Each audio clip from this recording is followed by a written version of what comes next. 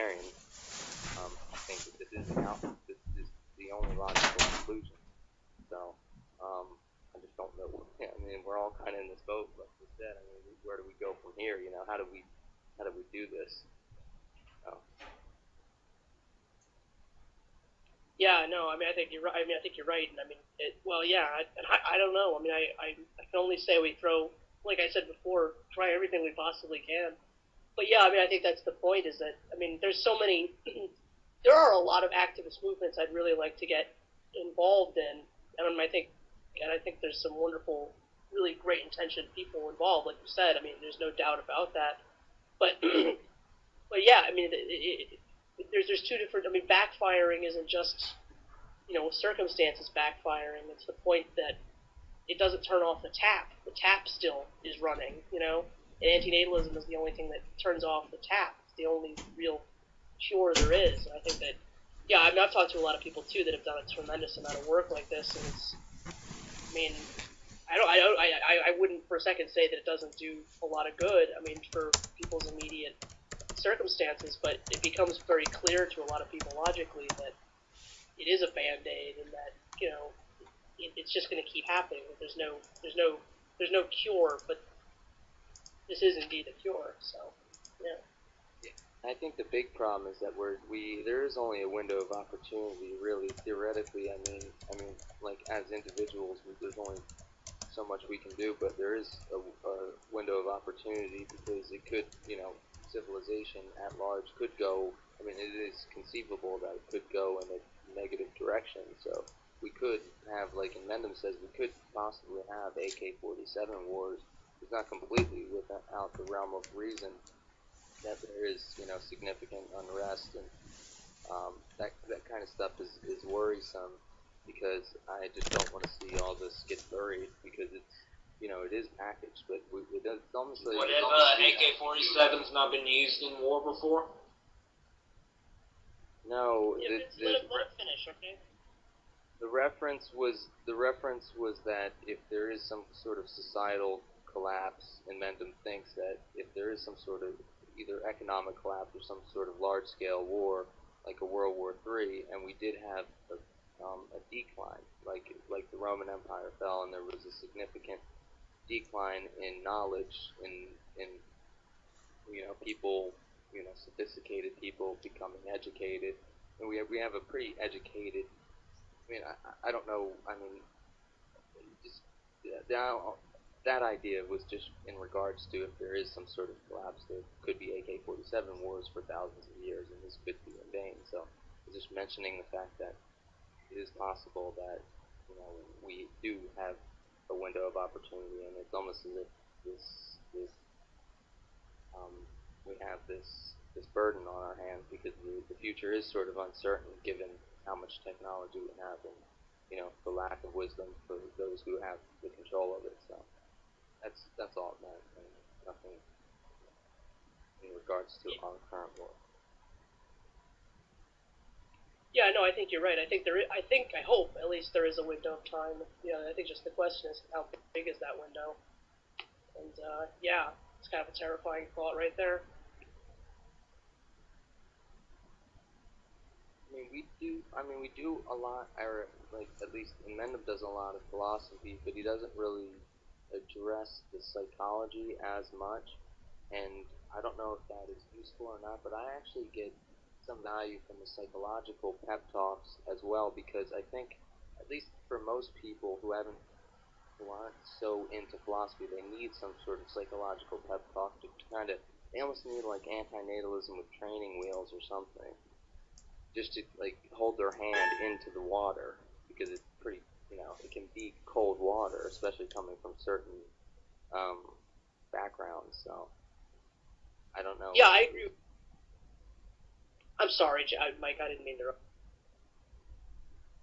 Well, no, I just want to say I totally agree. Like and I think that's why we're trying to find ways of repackaging it. Like I think that's going to take a lot of trial and error again, but yeah, I think it does. I mean, that's sort of why I, in my own life, have tried to push the antinatalism and ethylism with the art thing. I mean, one, because that's sort of the circumstance I find myself in, but because it is a useful way of, I think there are different ways of sort of mediating the harshness of the conversation by, I think there are lots of different types of spoonfuls of sugar you can put on it, or different ways of saying it, and I think, the great news is that there's so many more people now that are willing to try things, and that's, I think, where the where the hope, so to speak, is, in that, it's open for a lot of different people to take whatever approach they want. So, yeah, I think that sounds great.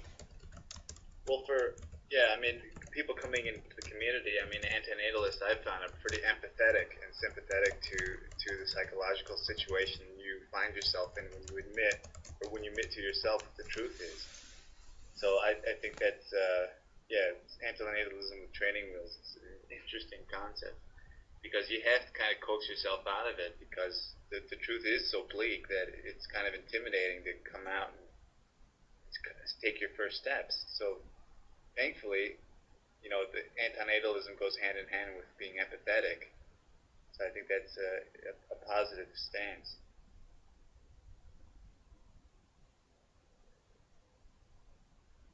Yeah, I think, I don't know. Maybe, I mean, I feel like I need more of a background on psychology sometimes, because dealing with it psychologically is still, for me, it's still a burden, because I get into it really heavy and I'm just thinking about it, and it becomes pretty heavy, and I think that happens to people emotionally, like they're not ready to deal with it, the heavy hit, because it is so easy. It's just so easy to turn off and escape. It's a click. It's a mouse click away sometimes, or whatever, a beer or whatever away from disconnecting your head. And I think that's what people do. It just seems so dire, and it's just a lot easier for them just to not think about it. So I don't necessarily know how to get the ball back focused on the subject, because I'm guilty of it at times too. So I don't know how to get back. And it's kind of weird. You have someone like my misery and me, who was so into it, and then he kind of I'm glad he went through his transformation and everything, but it's kind of weird that someone like that was so into it, and then they just kind of faded away. It's almost as if you try to live the philosophy so hard, and it just like overwhelms you or something. Like there's been times where I got into it so heavy, it's just like I would think about it all day long, just the nuances of it and everything, and just almost as if you feel it to your core, and you just kind of stare into space almost, like. But I can just say that that's what I do. I don't know about it. It was kind of interesting talking to Marco the other week, and he kind of had a similar experience when he really got into it. So, we might all just be a bunch of obsessives too. So, I don't know how to talk to him.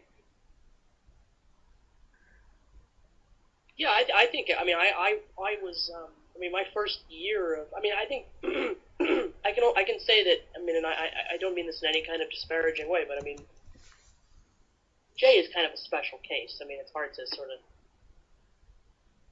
make a roadmap to that one. But it's to his process in it is what I'm saying. That's what I'm trying to get at. But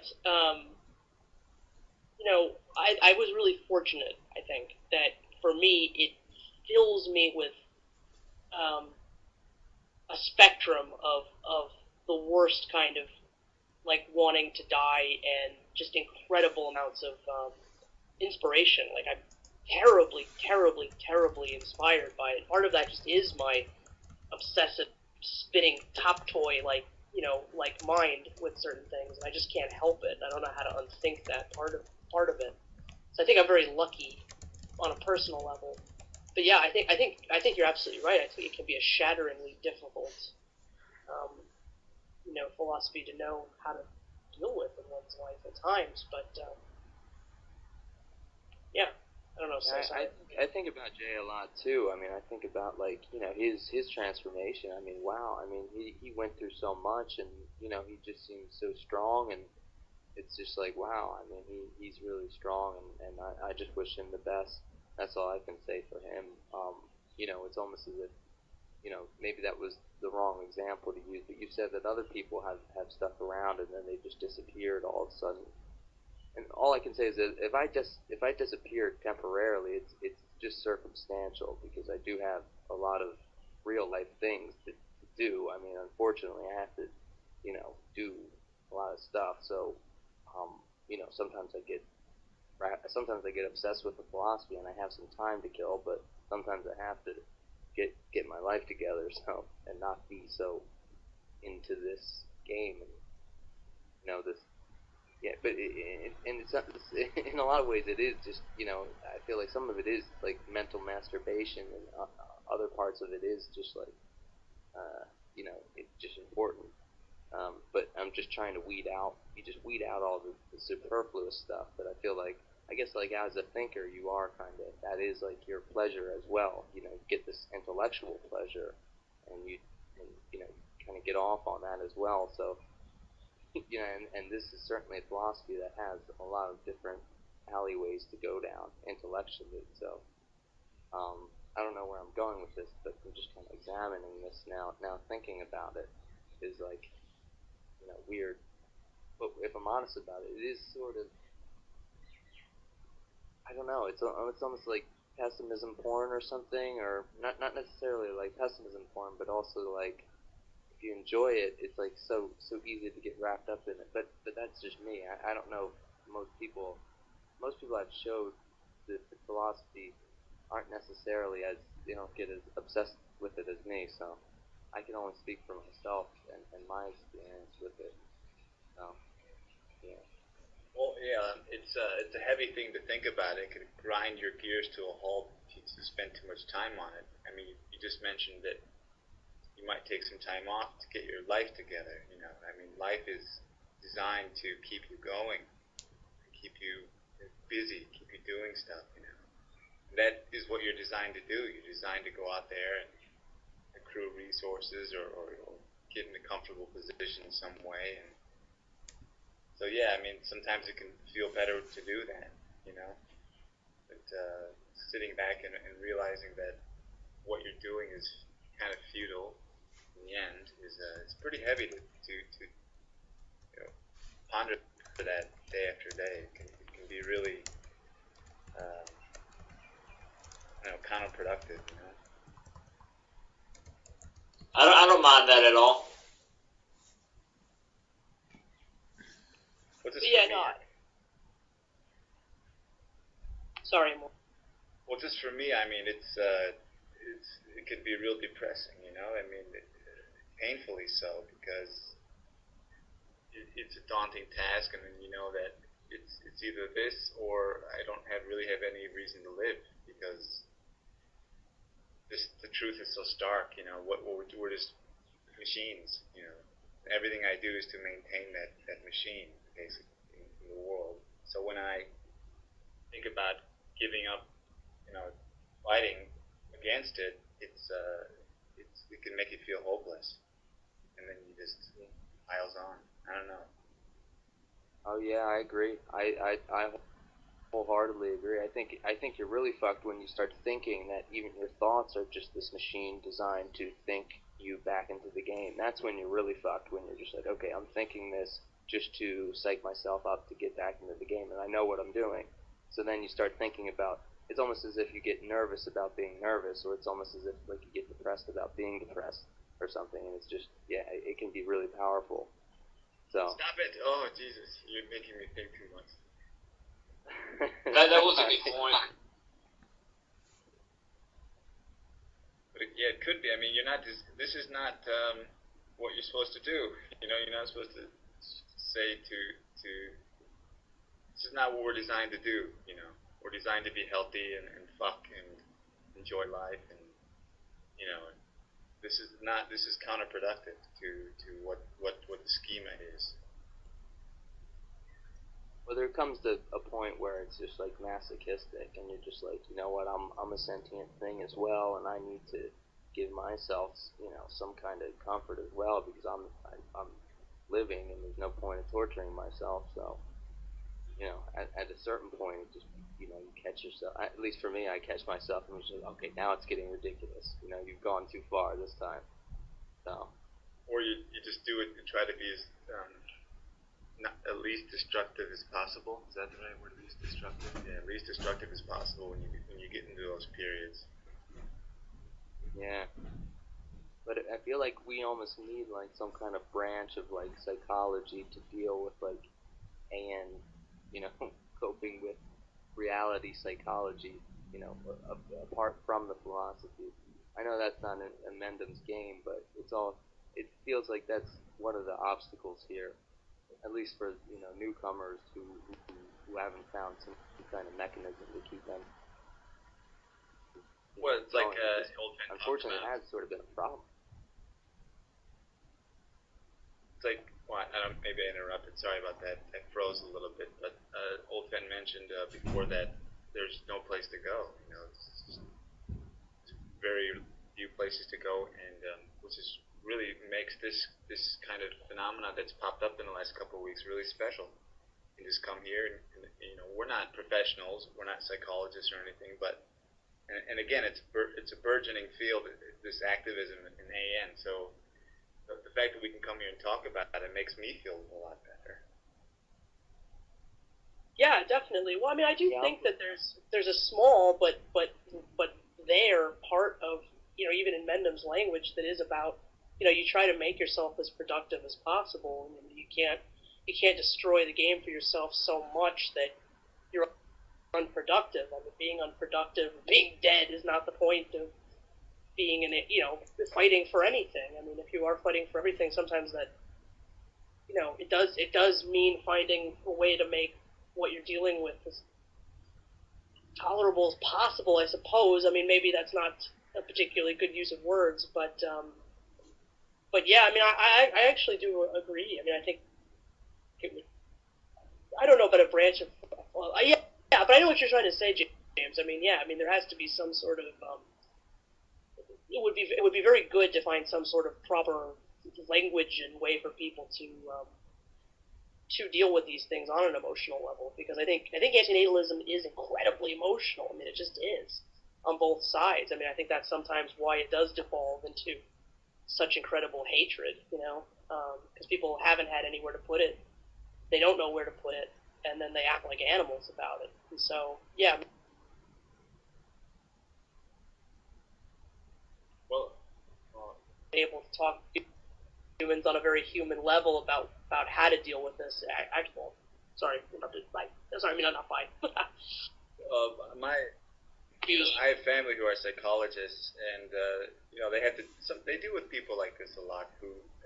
It's like an existential angst kind of thing, just knowing that, knowing too much, and they basically try to make them. I don't know. It's a real pickle, trying to get people, like, coax them out of their patterns of thinking that way, because, like you said, it can be. You have to be productive in a sense. You have to find a way to give your life meaning. And, that's what I think Mendham is talking about when he says be productive, is give yourself meaning, because this is the ultimate meaning.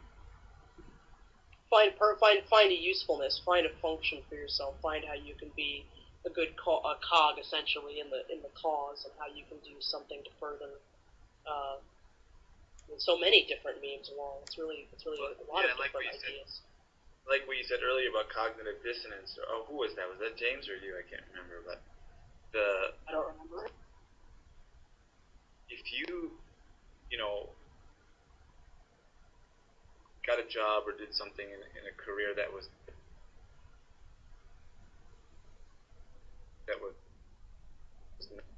not, it was completely counterproductive. I couldn't. I wouldn't know what to do. Oh yeah, I thought about that. I mean, I couldn't do it. It's kind of funny that marketing is like the last thing I think all of us wanted to do, and here we are, kind of stuck that we kind of have to like get this stuff out.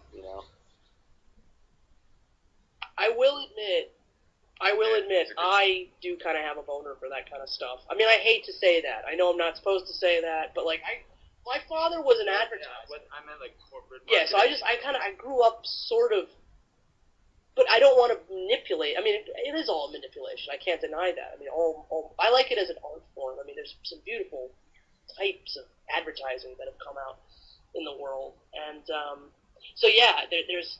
I just want to be able to find a good way of doing it. You know what I mean? Like, maybe there's a good way of doing it. I'd really like to be able to find it. You know?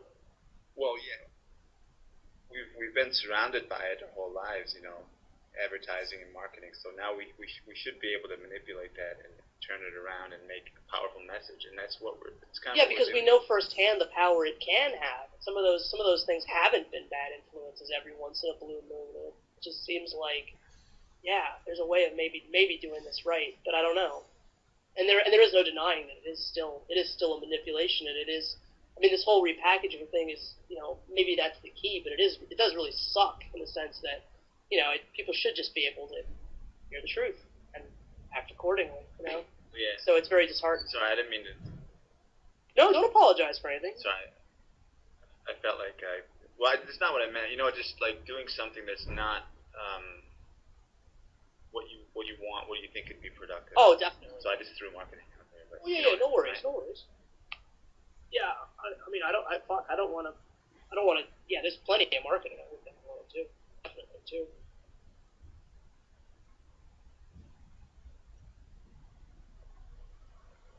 Like, yeah, back to this like, the psychology thing. It is kind of like, you're in a pickle, and if someone is, I think it's like if someone's going through a lot of pain, I think that's when it's the hardest, because then it's like they're going through so much pain, and they know that it's futile. It's like they don't have that extra crutch of some real delusion. They only have, they might have some sort of delusion, but it's more of a fake delusion when they know it's futile and they know they're not getting anywhere, and they are going through a lot of pain. So I think that's the real distinction, is that people who go through pain but they have a God or something, or it's almost as if they're able to cope with it better.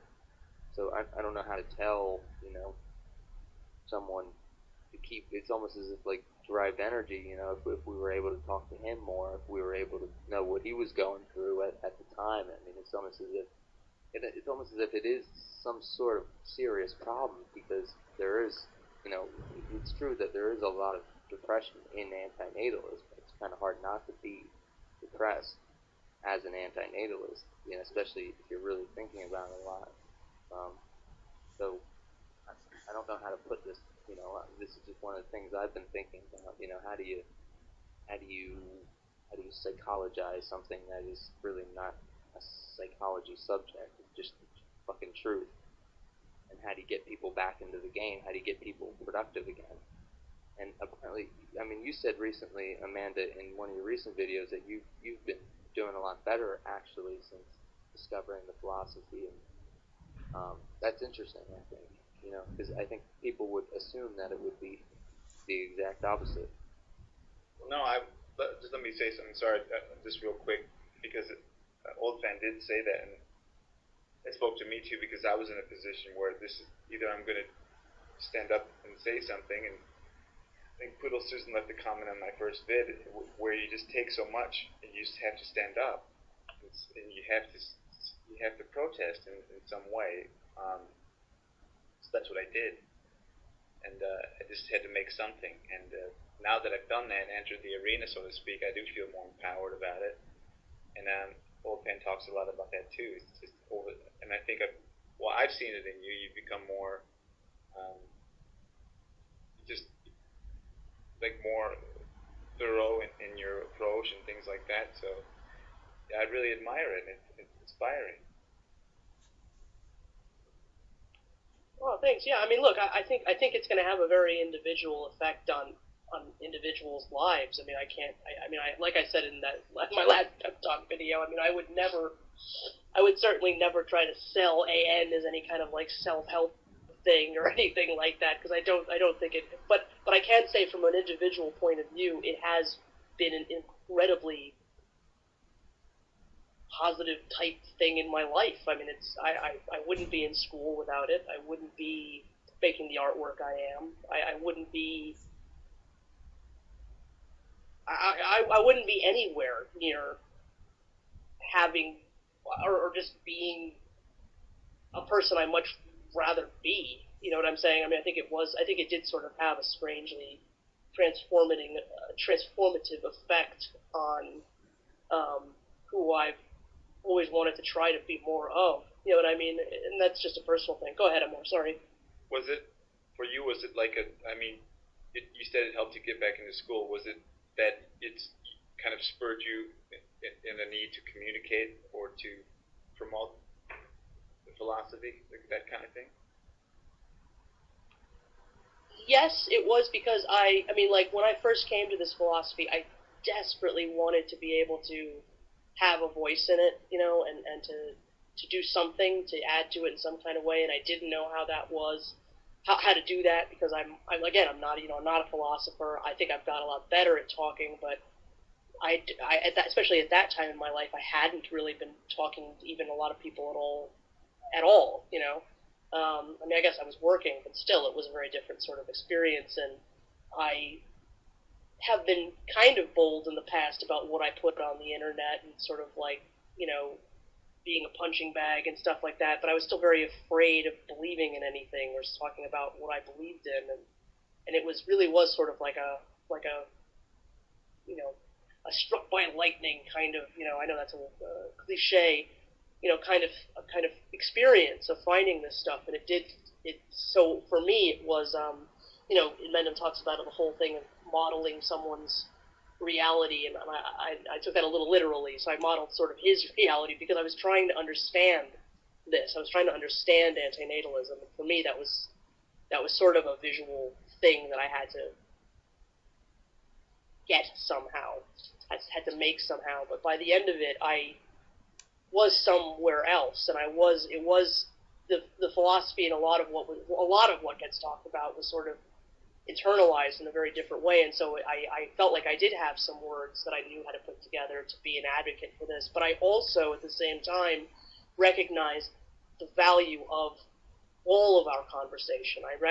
For me, it was a recognition of what's happening on YouTube is a kind of important conversation, a kind of instance of philosophy happening in an art medium that is not being recognized, and so that's another piece of sort of what I'm trying to push is getting this thing that's happening, this philosophy happening in this really crazy corporate media thing. I'm losing my words because it's a little late, but I mean, you know, I want that to sort of be honored as a really fascinating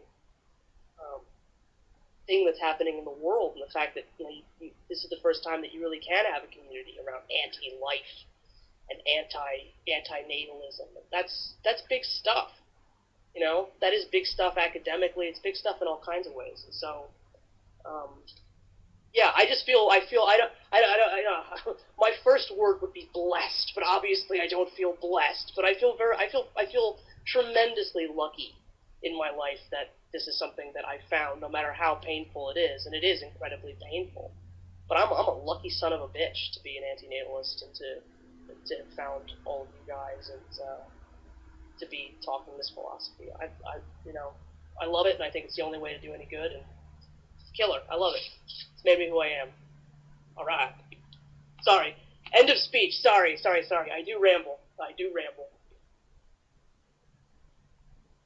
Yeah, I think, you know, the discovering in Mendham's videos was really big because he like put all the pieces perfectly like organized, and he just had everything just right there, consumable, you know. And I just ate it all up. I was just like, all right, you know.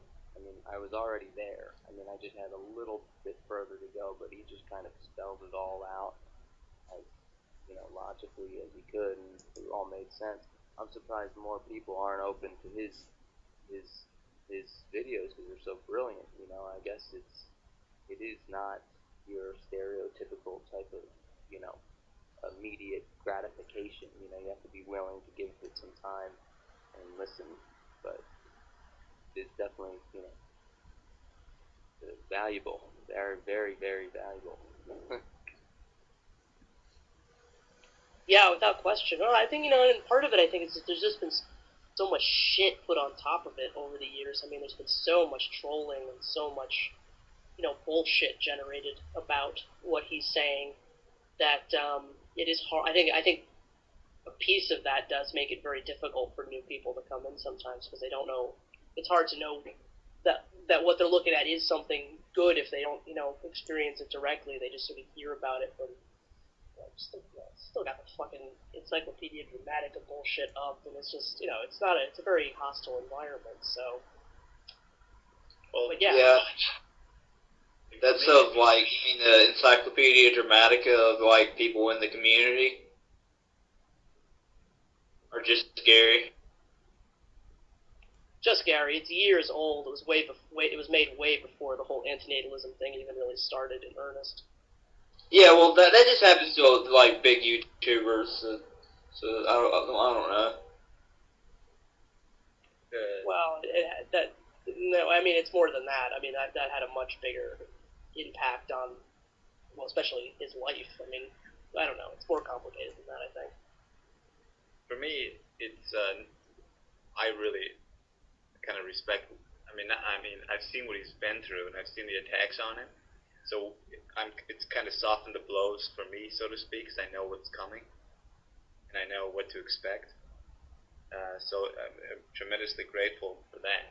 So, whenever you encounter these other arguments that people counter argue, you kind of know how to handle them. So those attacks do serve a purpose, if I may say so. Oh yeah, definitely. Like he kind of like showed the way, for the rest of us. We kind of have to pick up the slack now. I feel like that's like our task now, almost. Is that Yeah. we're like these middlemen between like all the information is there. I mean, we know what to do, and another thing is, sorry, James. It's like I think we grew up in a culture that it kind of forces us to respect everybody's opinion, and we don't want to offend anybody. And I think a lot of us who are still arguing this are still in that mode. We don't want to maybe offend people, and so we're trying to be polite and kind about it.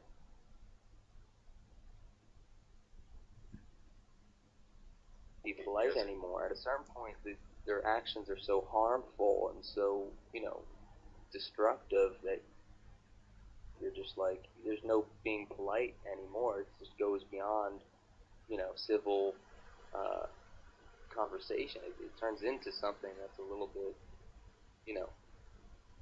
it's going to come down to a confrontation. Even if it's indirect or directly. I mean, some people will take it offensively if you beat them in an argument. So it is just the nature of the subject is just so important and so powerful that it's unfortunately that's just, and we were, me personally, I'm not used to being confrontational and being like this kind of, it's just when you see it in Mendham, and he's so counter everything that people are. We're used to respecting everyone's opinions, letting people go, despite not agreeing with the premise. Yeah, that's just the nature of this argument format. So I have to learn how to do it myself. I don't know. I have to start eventually. Well, yeah. Well, that's another reason why I really think it's. Sorry, go ahead, Amor. Sorry, that spurs me on to thinking. When I first saw Mendham say, just dismiss people's opinions, and then he backed it up with logical arguments. And that's what really inspired me, because in our culture, we're just, like I said before, I cut out, I think, that we are forced to, like you can eat vegetables all you want, but I'm going to eat meat, and you're going to have to respect that, because that's my opinion, and that's your opinion, and that's just what it is. And so we don't want to, offend other people about it. But when I saw men saying that, so fuck you, why don't I have to respect that opinion? It's stupid. It really was inspiring.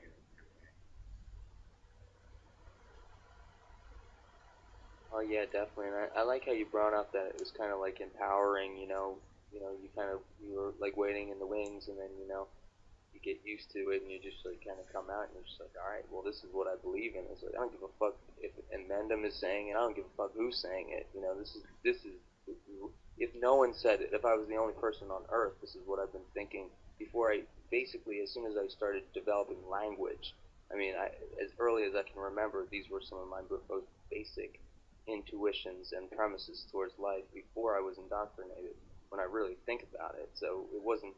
I mean, coming across Schopenhauer and Mendham just kind of put the icing on the cake. But me personally, I mean, I never kind of bought into any of the stuff. I didn't have any religion or anything, and I never really bought into the culture too heavily. So, it is kind of a thing that and Mendham has turned into this. I don't know, Vincent's saying something, but it is a shame that he's kind of turned into this like cult leader. I mean, that's the accusation that they give him, but whatever. I mean, it's just she just happens to be the loudest and voice, and it was kind of good. It was kind of better when derived energy was around and some of the other. It wasn't an accusation. It was a joke. You were talking about taking the information that he gave you and then spreading it, so it's kind of what a cult leader does. Well, I'm going to disagree a little bit with that because Socrates taught Plato, and Plato taught Aristotle, and all these guys were, in, real big heavyweights in philosophy. So I think one of us will go on to do great things as well. Just don't buy it. And anyway, what he's saying is true. Well, me personally, I don't really care who says it. It's just, this is just what my brain believes to be the accurate definition of reality. I mean, it doesn't really matter to me. I mean, if no one said it, like I said, I mean, I might be thinking about it, and I mean, I probably would be, without a community, I'd be less reluctant to say anything, because I'd feel like I would get hung or something horrible would happen to me, but it feels less isolating now to know that there's a significant amount of people who kind of are sympathetic towards this philosophy, more than surprisingly, and it's been surprising, but more people than I expected were pretty open, at least to some elements of this philosophy. And sometimes you can change people's minds, and it's really, for me, that's kind of where that's kind of the best feeling, really is when you have someone and they're operating in a way that is that you think is destructive and you think is harmful, and then you just change a few things, and they're right on board, and that's the most gratifying thing about using this knowledge, I think, as a useful thing, and not just this lexicon that goes nowhere. But. Yeah. I'm still trying to figure out how to have a conversation on this tinychat thing. It's still really weird, There's like 4 people plus 10 watching, and it's just like, it's like 4. Why don't this other guy, Hedonist, hasn't said anything, but it's just very weird to do tinychat. I don't know how to do it right. No, you're doing great. You're doing great. Hedonist guy never says anything. He's kind of there, and I don't know what he's doing. It's almost like you're sitting at a dinner table, right, with 4 people. The one guy isn't saying anything. The one guy, Vincent, I don't know what Vincent's doing. He's doing something weird over there. He's like playing a video game or something, or he's doing something. Then he just spontaneously decides to jump in. Or no, I think he's dealing with the comment section. But it's almost like you're at like a dinner table or something with 4 people plus like 10 people watching, or 6 people watching the dinner table. Especially on like a Saturday night, that's the weirdest. It's almost like there's this gathering around a gathering, and sometimes no one's saying anything. On Saturdays, there's like 70, sometimes 75 people in the room. Yeah, that's kind of odd, right? It's like this. It's like this gathering around a gathering.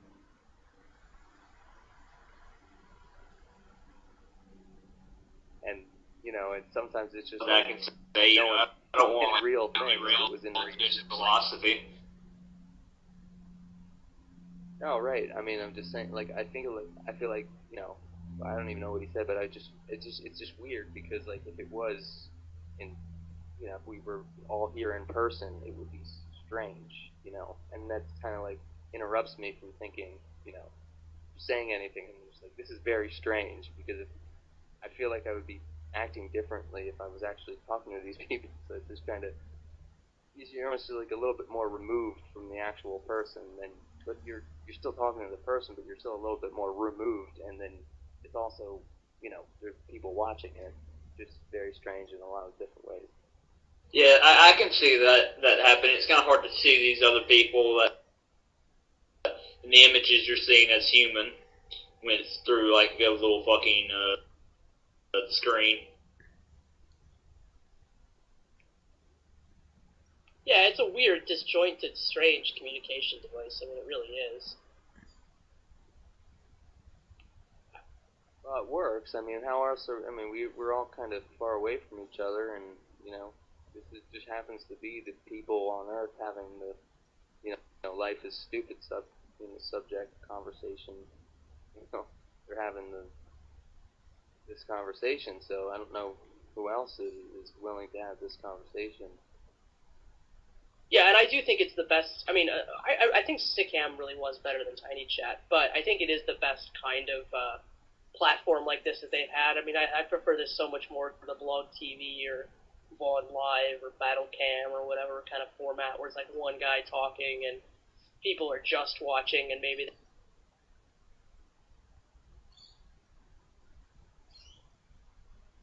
to improve this. I mean, they could make this operate so much better than it does.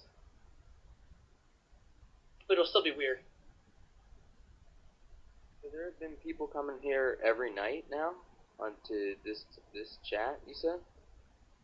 Wow. Just about every night, going on what 3 weeks now? It's pretty amazing. Wow. I mean, I know I talked to you several times now, Wolfman, right? Yeah. Like almost all day long, there's somebody in here, whether it's hedonist, just hanging out. I mean, sometimes there's nobody in here, but I try to check in every once in a while, even when I'm out, just like on my phone to see who's around. And yeah, I mean, sometimes there's 3 people, sometimes there's 6 people. I mean, it's crazy. Nobody ever used to come here during the week.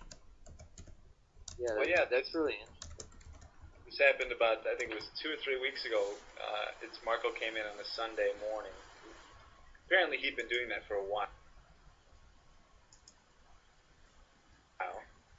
And then he stayed at a marathon session for like 24 hours the first day. And then I just kept checking back out of curiosity. First week there were like 2 or 3 times when there was a pretty large group of people here, like maybe 6 or 7, and it just got bigger the next week. And now this week it's been every day. Yeah, I mean, there's always been like an after party. I mean, sometimes people stay till like 12 in the morning. Like Mr. Natural sometimes comes in here and stays. On Sunday. Machine Ghost does it all the time. But yeah, during the week, it's very very cool. Sorry, Mike, I think I interrupted you. No, I wasn't saying anything. I was listening. Yeah. I mean, I think this is kind of good for that side conversation that is kind of important. Maybe for like the psychological elements, for other elements that need to be worked on that not necessarily we're all antinatalists, so we all have the kind of same goal here. So if we're like activist antinatalists as opposed to just okay, I'm an antinatalist, I'm not doing anything. I mean, it seems like we're all kind of like we want to do something more than just say okay, we're antinatalists. So we're antinatalist plus. We have an ambition to do something. Right. And a weird thing to do is when you leave this room, go to another one on the main page. Oh yeah.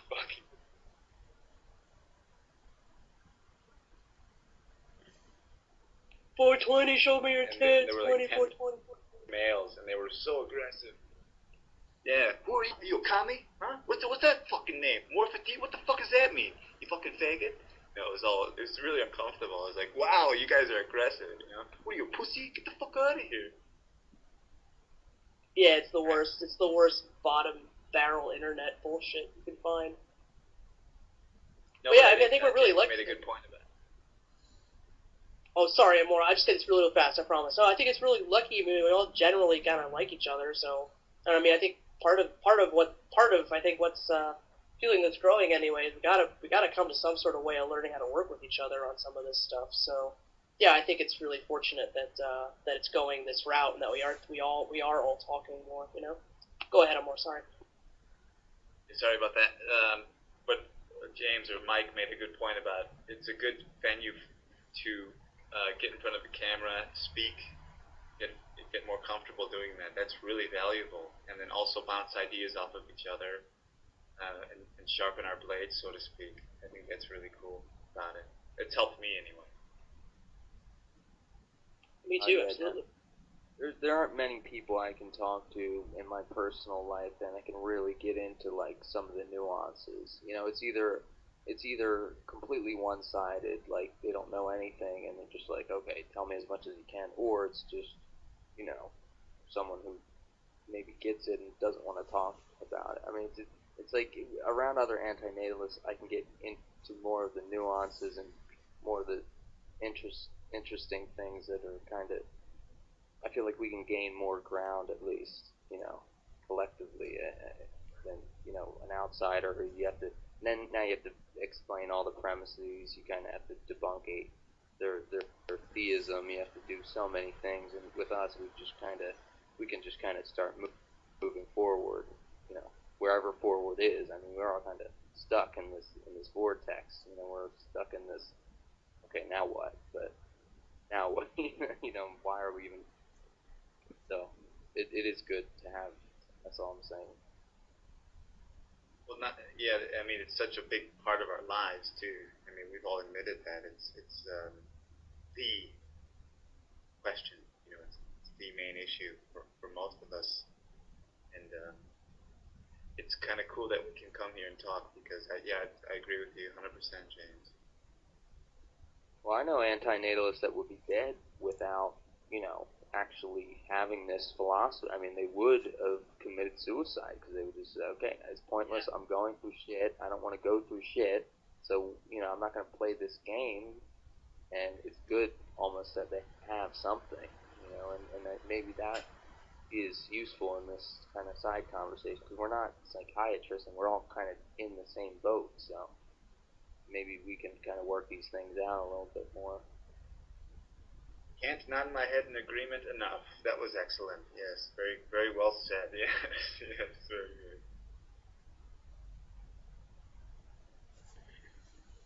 Agree wholeheartedly. So, yeah, I mean, I can try to come. Like I said, I have to move in a week, so I don't know. I don't even know if I'm gonna have an internet connection. I really hope I can get it as quickly as possible because, yeah, I mean, it's important, to stay relevant to what's going on, and um, yeah, I mean, I don't really. I mean, there's like a lot of people who I'm like friends with in like the real world who I wouldn't necessarily say, and it's just like in reality they suck, So it's just like I don't want to be around people that suck, and it's just like I just want to be around. I mean, it's not like I don't want complete, rigid, people who are completely in tune. I don't mind dissent, and I don't mind, even contradiction or dissonance. It's that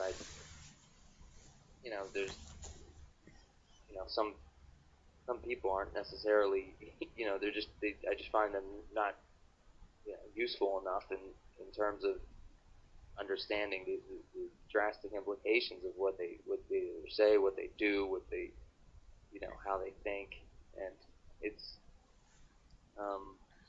it's just kind of comforting, at least like, starting to get to know you guys and everything. It's just kind of comforting that there is someone to talk to and kind of get into all these things because there's definitely a lot I've thought about in the last few years that is kind of bottled up, and I don't even know where to go. I mean, there was a time when I almost, lost hope and I didn't know, what to do. But I'm kind of starting to build my strength back up. But it is the nature of the conversation is really psychologically damning. So it is. We probably should try to open these forums. It'd probably be good to have someone in here every day, or something, someone at least. Maybe not 24/7, but as much as possible. I mean, I think someone could be in the room as much as possible. So, yeah, I don't know. Just some ideas, though. Like a suicide hotline for antinatalists, yeah. Right? Yeah, exactly. I don't want to turn that into that. Ideally, it should be. I joke around sometimes. No. No, I get it. But like as a resource, it's a great idea. Yeah, we should put someone on salary.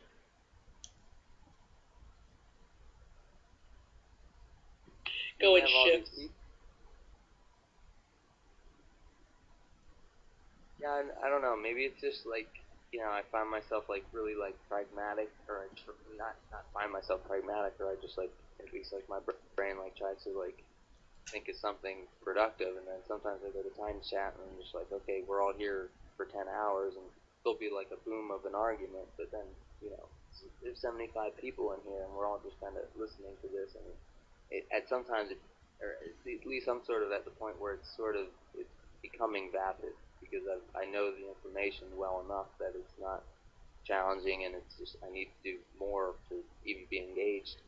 So, sometimes it's just like I'm becoming intellectually lazy or something, not doing enough, and I feel like sometimes the conversation doesn't even go in a way that I would see. But I mean, I tend to be a perfectionist in that regard. It's just like, why are we wasting time on this? I mean, we could be going, we could be moving in another direction. But I don't even know. I mean, to be honest, I don't even know what you guys are working on, because there's been times where I haven't even been around. So I know you're working on this Blogger Dome thing, and I know, Old Man, you work really hard. So yeah, I just want to know what I can do. I mean, with what time I have, and I feel like we should use tinychat in that regard as well, not just as a suicide hotline, but that's definitely useful as well. So, and we can have fun too. I mean, yeah, but I don't know. I don't even know what I'm saying. I'm just rambling on now, but yeah, there's some ideas in my head. Yeah, no, definitely. It's all good stuff. I mean, I think I honestly, I mean, I don't know. I mean, I'm trying to work on this. The movie is what it is. I mean, that's kind of a rough thing. So I'm working on that. But Blogger Dome, I mean, I really do hope that can be, a big collaborative thing that a whole bunch of us can have. Whoever wants to can have whatever input on it that they wish. And I'm hoping that a lot of work can get kind of generated around that. In the sense that people will put it up in their own communities, own public access communities, and that's another thing we can do is I haven't really talked to Gary about this, but maybe sometimes in show advertising, if you saw this program and you'd like to have a conversation in tinychat, I mean we could even do stuff like that, like put it on blast on public access that we meet, and have a whole not in this room probably, but some other separate room. And see if we can get a whole bunch of what new people we can get to it. I think anything that it's an obvious answer, but anything that gets new people's eyeballs on it and wanting to be a part of it in some way. And I think stuff like I'm certainly I just started this whole thing about maybe we should rewrite. Oh, actually, I don't know if you saw that video, James, but I used the writing that you did for the derived energy site as an example. I think it'd be a really great idea if we did stuff like rewrite the wiki, a lot of writing. I mean, I think a lot of compiling some of what's already been, said. I don't know. I think there's really a ton of stuff to do, but yeah, it is all a matter of finding what you're most wanting to spend time on, I guess. You you think it's helpful to have like adversaries? You know, people who are attempting to argue. You think that's like good because it brings more attention to the philosophy? Yeah, I do. I mean, I think that's just sort of the reality of it too, is that it does become this battle between two opposing sides, and I think the danger is, I mean, one of the things we've been working on with Blogger Dome is like, you got to try to make it about the ideas as much as possible because people do want to fall into just having all kinds of, meta scenarios and, ideas about the characters, about the people involved, and it becomes too much about these personalities. So that's a hard line to know how to work with appropriately because on the one hand, I mean, maybe it's not so bad that people fall in love with the people because it does keep them in the game of thinking about these things in some kind of way. But I think making it a battle is a great device in getting people because everybody loves a fight. You know what I mean? Well, not everybody, but a great number of people love a good fight, and I do think that this medium of has proven to be interesting to people. Ownage videos are, not just in Gary's, but that's just that whole culture of it certainly, is popular, or can be. Not that it should be ownage, not that it should be that crass, but some sort of way of finding a way of doing philosophy in a battle kind of entertainment style, I think could work, and that's kind of what we're trying to find out if it will work. So I think I don't know if it's good in the sense that, yeah, it's probably better that it happened some other way, some cleaner way. It'd be great that it didn't have to happen in that kind of way, but I think the good news is that there is a way of exploiting it to our advantage, maybe, Yeah, I think you're right. I think that's just the reality of it, and we just kind of have to embrace that aspect. But yeah, I think yeah, you mentioned a bunch of things. I don't know. Are you trying to? I'm more trying to say something.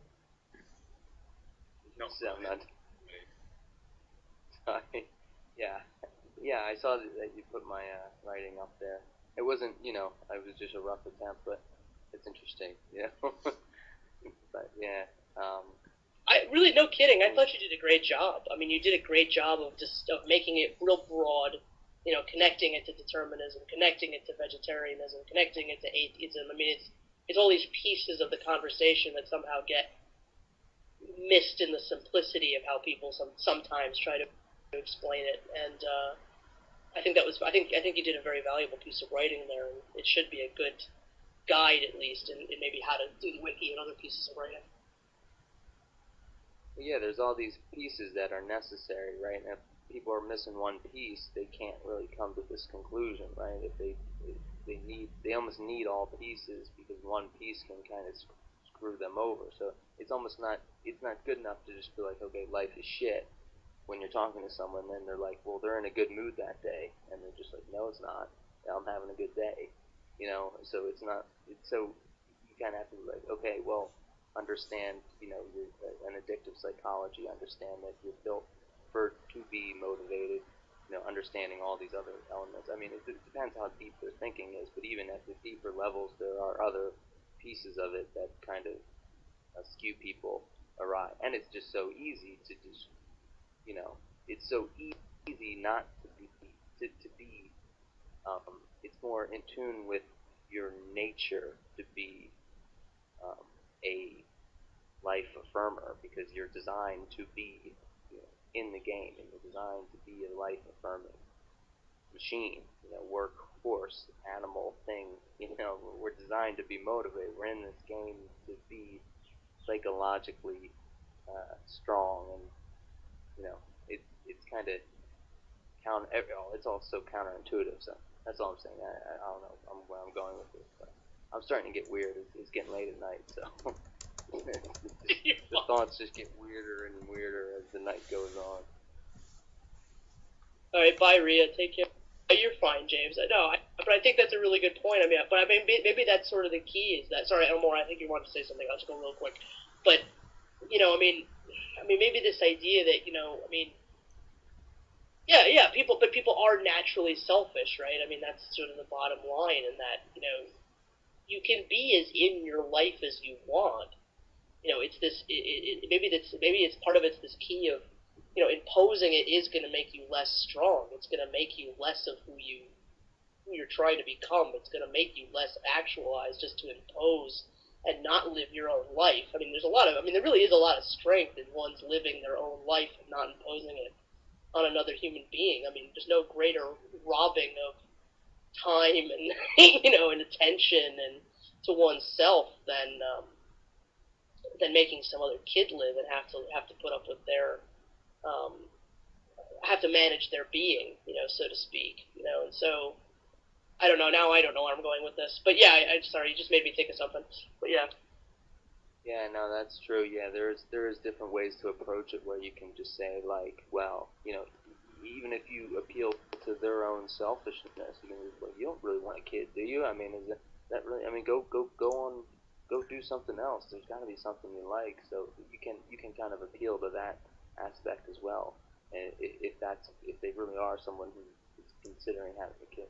But anyway, I really have to get to bed too. I've been up for a long time, so it was great talking to you guys, though. I really appreciate it. And, see y'all. Yeah, this was fun, Mike. Thanks so much. Have a great night. Yeah. We'll do it again later. You guys too.